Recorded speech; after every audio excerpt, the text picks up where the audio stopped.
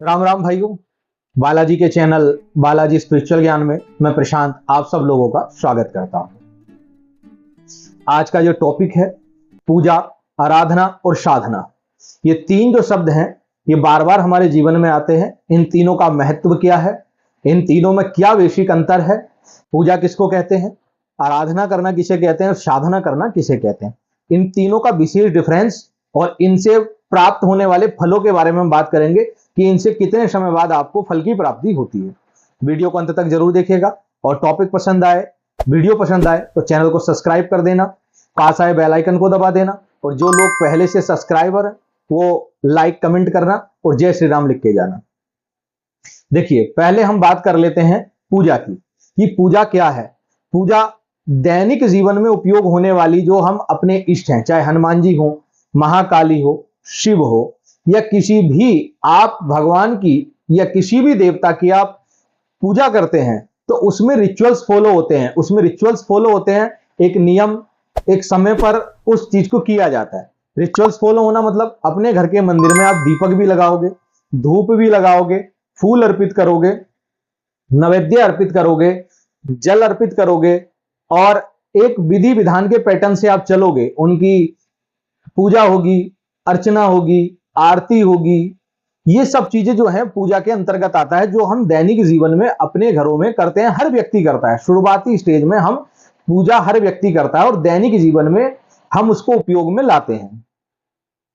तो और इसका जो फल है, इसका फल हमें कई बार 6 महीने में भी, साल भर में भी, 2 साल में भी प्राप्त होता है। क्यों? क्योंकि हमारी जो पूजा होती है उसमें हम अपनी भौतिक इच्छाओं की कामना करते हैं। जो हमारी भौतिक इच्छाएं होती हैं, इसमें हम अपनी भौतिक इच्छाएं अपने इष्ट के चरणों में, अपने आराध्य के चरणों में रखते हैं, दीप लगा करके, धूप लगा करके, नैवेद्य लगा करके, है ना। तो हम क्या करते हैं, नौकरी की कामना, पुत्र प्राप्ति की कामना, व्यापार की कामना, धन प्राप्ति की कामना, ये सब कामनाएं जो भौतिक संसार से जुड़ी हुई कामनाएं हैं, ये पूजा पद्धति में आती है। तो इसे हम पूजा पद्धति के माध्यम से अपने इष्ट के चरणों में रखते हैं और इसमें एक नियम होता है।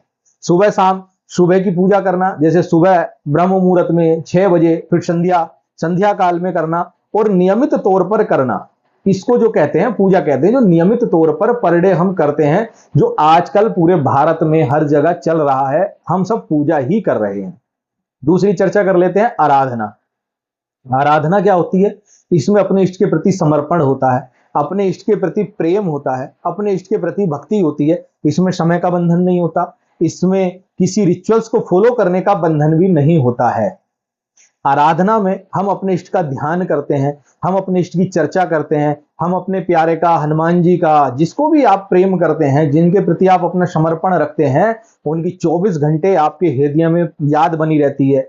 मानसिक सेवाएं ज्यादा होती हैं। आप बैठे हो कहीं, किसी 4 आदमियों में बैठे हो, सड़क पे चल रहे हो, जहां चल रहे हो, अपने इष्ट का ध्यान कर रहे हो, ये आराधना है।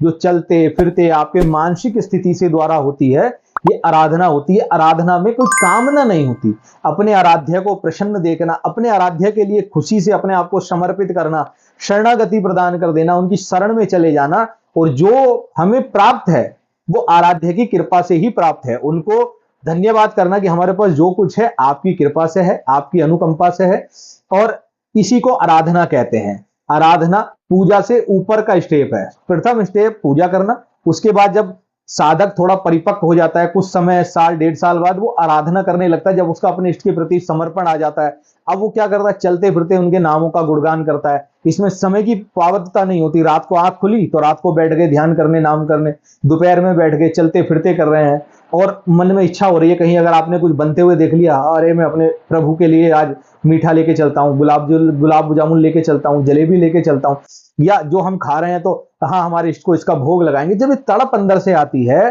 तो ये आराधना है। जब हम अपने इष्ट को पूर्ण समर्पण के साथ पूजा करते हैं तो आराधना होती है।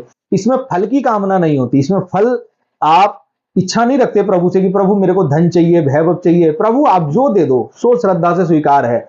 जेही विधि होए नाथ हित मोरा, इसमें हमारी यही कामना रहती है कि जेही विधि होए नाथ हित मोरा, जिसमें भी मेरा हित है प्रभु मेरे आराध्य, आप वो करें, मैं आपको समर्पित हूं, आपके श्री चरणों में पूर्ण रूप से समर्पण भाव से हूं। ये आराधना है। अब बात कर लेते हैं साधना की। साधना क्या होती है? साधना ये अब किसी भी चीज की कामना, शक्ति की कामना, अपने इष्ट को सामने प्रत्यक्ष देखने की कामना और उसके लिए किए गए प्रयत्न, इसमें गुरु सानिध्य जरूरी होता है, गुरु मंत्र जरूरी होता है और पद्धति भी जरूरी होती है। इसमें अगर आप मान लीजिए बालाजी की साधना कर रहे हैं, हनुमान जी की साधना कर रहे हैं, काली की साधना कर रहे हैं, शिव की साधना कर रहे हैं, तो 41 दिन का जो भी आप रखोगे, 1.25 साल, 2 साल, 10 साल, जितना भी आपको साधना करनी है, उस समय आपको अखंड ब्रह्मचर्य रखना है, जमीन पर सोना है, गुरु के अनुरूप कार्य करना है, उस मंत्र की दीक्षा लेनी है, उस मंत्र का विनियोग, उस मंत्र का ध्यान, उस मंत्र का जो है कर न्यास, अंग न्यास, ऋषि, उस मंत्र में क्या भोग लगेगा, क्या किस पद्धति से लगेगा, कौन सा पुष्प चढ़ेगा, कौन सी लकड़ी से हवन होगा, कौन सी माला से जाप होगा, कौन सा आसन यूज करना है, कौन से वस्त्र यूज करना है।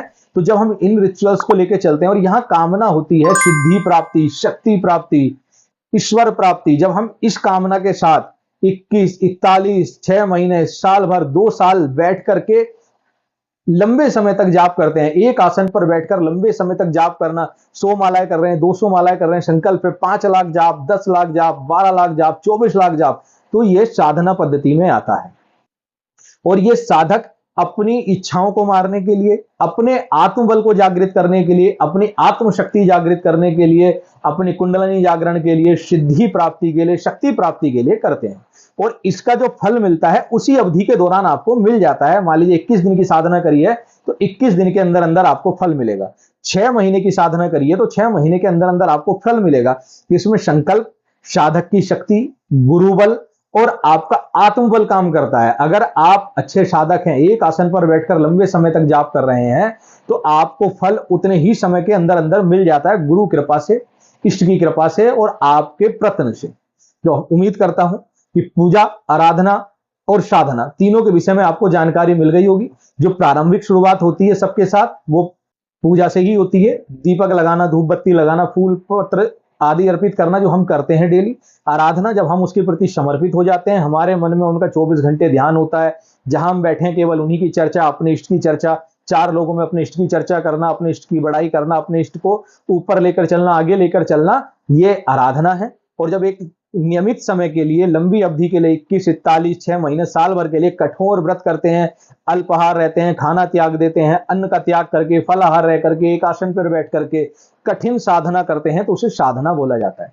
तीनों ही पद्धति श्रेष्ठ है और तीनों ही पद्धति का अपना अलग अलग महत्व है। अब आप देख लीजिए कि आप किस पद्धति पर चलकर ईश्वर को प्राप्त करना चाह रहे हैं। तीनों ही पद्धति से हम ईश्वर तक ही पहुंचते हैं।